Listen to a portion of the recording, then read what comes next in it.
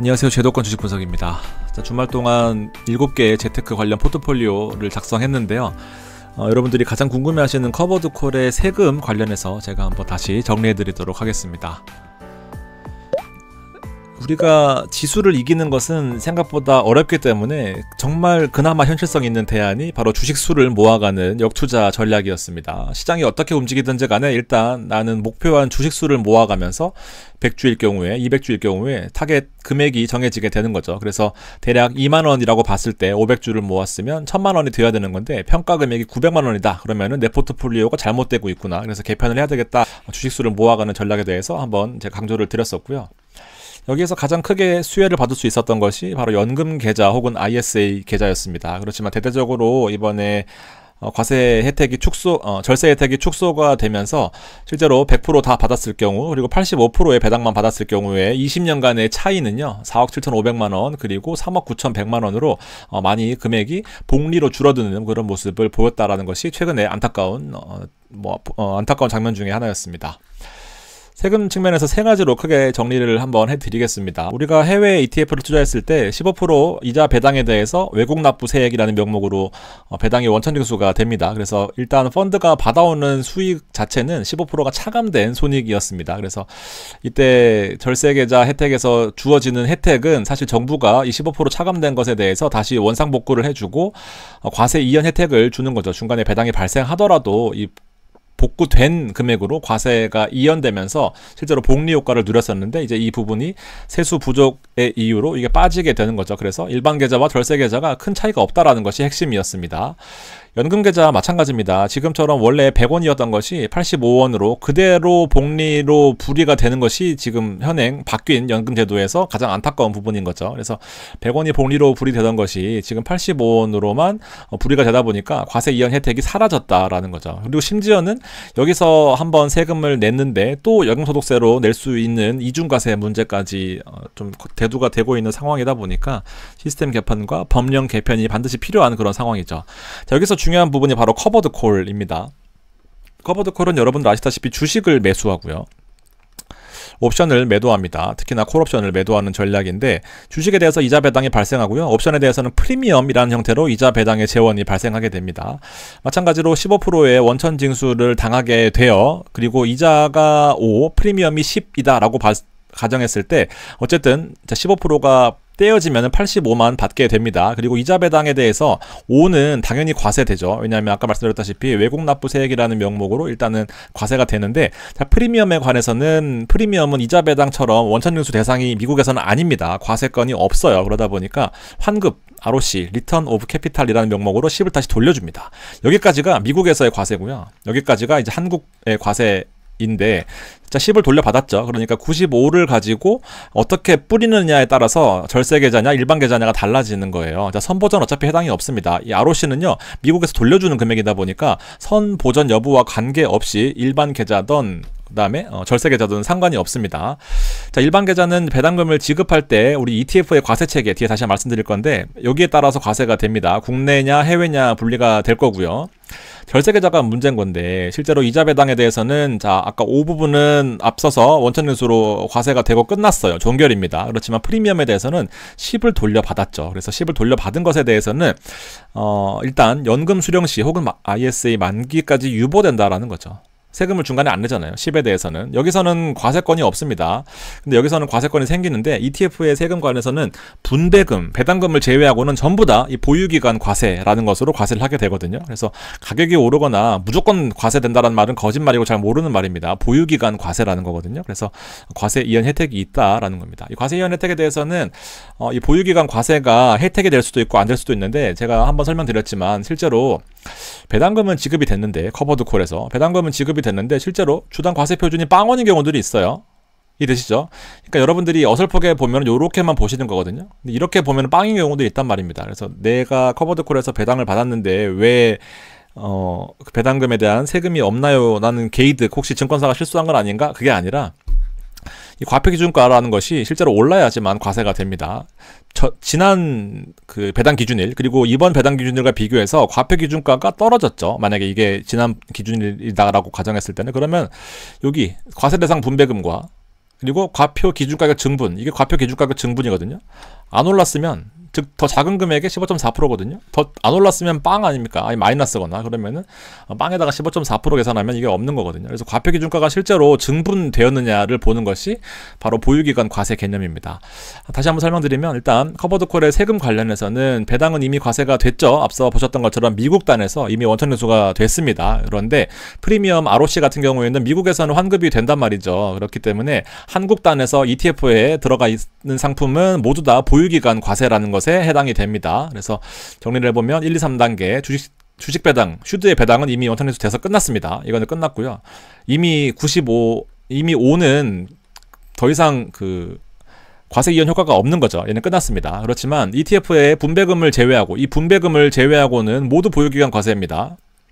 그러니까 이 보유기간 과세라, 분배금은 일단 15.4% 내는 거로 끝나는 거예요. 그렇지만 보유기간 과세라고 하는 것은, 여기 과표에 왜 해당이 안 되냐라고 하는 것은 실제로 과표 기준가가 증가해야 된다라는 거죠. 이런 식으로 과표 기준가가 증가해야 된다라는 거기 때문에 여러분들이 HTS나 MTS 혹은 홈페이지에서 이런 것들 찾으셔야 되는 겁니다. 그래서 포인트는요, 애초부터 외납세 처음에 15% 냈던 것에 대해서 10 있잖아요. 10은 그냥 원천회수 대상이 아니기 때문에 바로 환급해 주는 게 맞아요. 그렇지만 그래서 절세계좌와는 관련이 일단 없었고요. 원래 애초부터. 그래서 절세계좌의 과세 이연 효과는 불변입니다. 그러니까 10을 돌려주니까 10은 나중에 연금토로세 낼 때 혹은 ISA 만기될 때, 그때 5.5, 3.3, 4.4로 과세되거나 아니면 ISA 크레딧과, 지금 크레딧이라고 하더라고요. 크레딧과 이 ISA 9.9랑 비교해서 뭐 적으면 많이 다시 내고 많으면 돌려주고 뭐 이렇게 한다라고 하는데,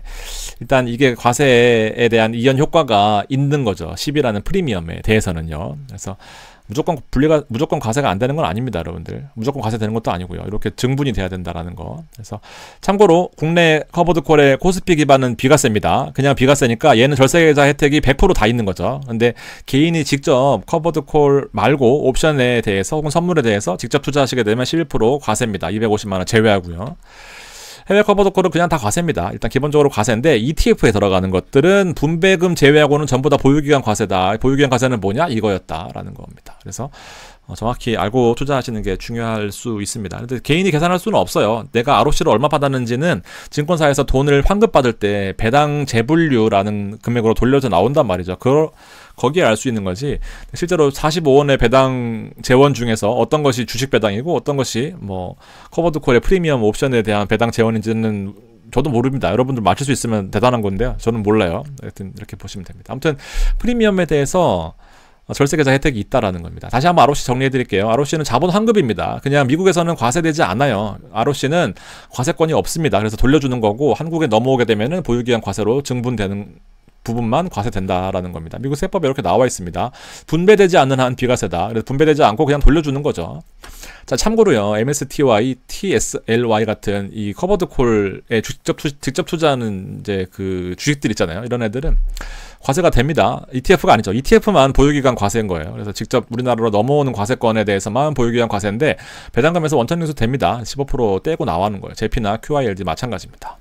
그리고 타미당 7을 예로 들고, 타미당 7에서 기초자산으로 하는 SPDJDCC를 블룸버그에 치면 이렇게 나오거든요. 이거 보세요. 토탈 리턴입니다. 그러니까 토탈 리턴의 형태는 이자와 배당이 같이 들어가 있는 거잖아요. 그 이자와 배당과 원금에 대한 거. 그래서 슈드의 이자인지 그리고 커버드콜의 재원인지 일단 다 같이 주는데, 얘는 과세 5% 과세되는 거고, 얘는 ROC 돌려준다라는 그런 개념인 거죠. 돌려주게 되면은 얘는 일단 원천징수로 끝나는 거고, 미국에서 얘는 ROC 같은 경우에는 한국으로 돌려져 나온다라고 생각하시면 되고, 얘가 실제로 올랐으면 세금을 내는 거고요. 보유기간 과세. 안 올랐으면은 내 돈 가지고 내가 다시 배당받았을 확률도 있단 말이죠. 커버드콜에 대해서는 배당이 고정적으로 뭐 10%, 15% 나가는 경우에는 월에 1%를 줘야 되잖아요. 근데 월에 1%는 못 벌 수도 있단 말이죠. 그럴 경우에는 과세가 되지 않을 수도 있다라는 그런 의미입니다. 그렇지만 무조건 배당을 줘야 되기 때문에 과세할 수 있는 돈을 벌지 못하고 내 돈에 대해서 배당을 나갈 수도 있단 말입니다. 그렇게 되면 내 돈에 대해서 배당 나가는 건, 세금 나가는 건 없잖아요. 그렇기 때문에 조금 복잡할 수 있다라는 거죠. 그래서 커버드콜에 대해서 제가 많이 설명을 드렸고, 사실 뭐 좋다고 말씀 많이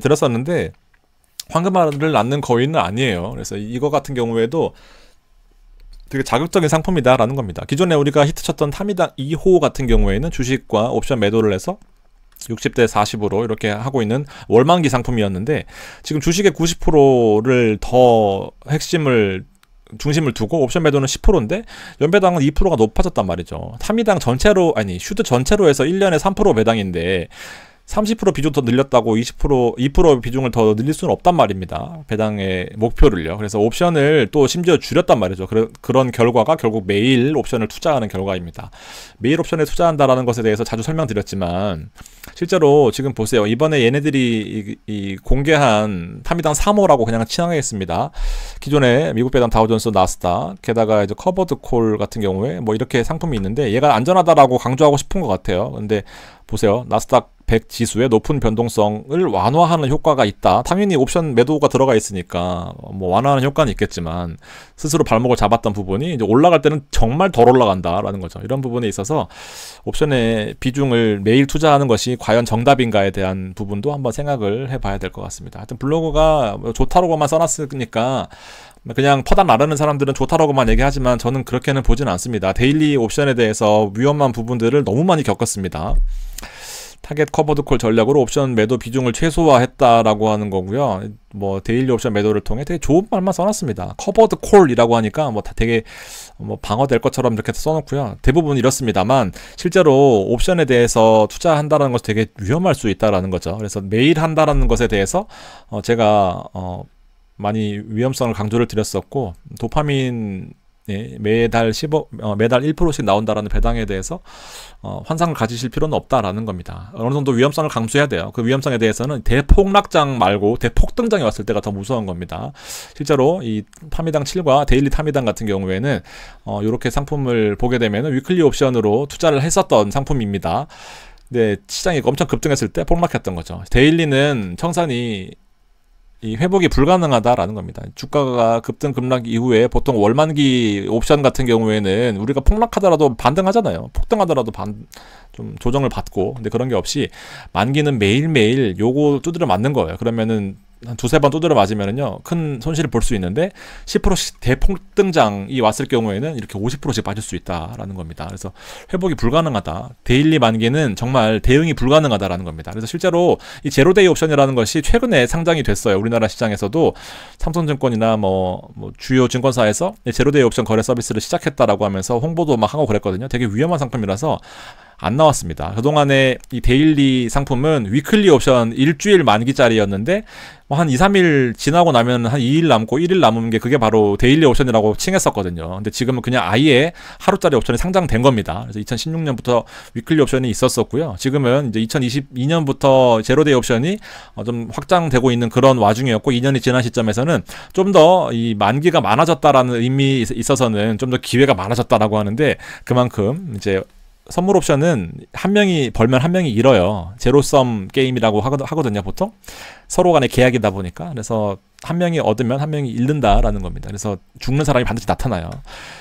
특히나 이 데일리 옵션 같은 경우에는 거의 솔직히 말씀드려서 99%는 이겨요. 아무리 제가 데일리가 위험하다라고 하더라도 99.99%는 이기는데, 한 번 터질 때, 한 몇 년에 한 번씩 터지거든요. 그때 터집니다. 아마 옵션 만기, 양매도 이런 거 쳐보시면 매도가 얼마나 위험한지에 대해서는 잘 나와 있는데, 실제로 대응할 여력이 없다. 우리가 이번에 8월 5일 블랙 먼데이였나? 그때도 터졌었을 때도 옵션 양매도 때문에 정말 대박 났었습니다.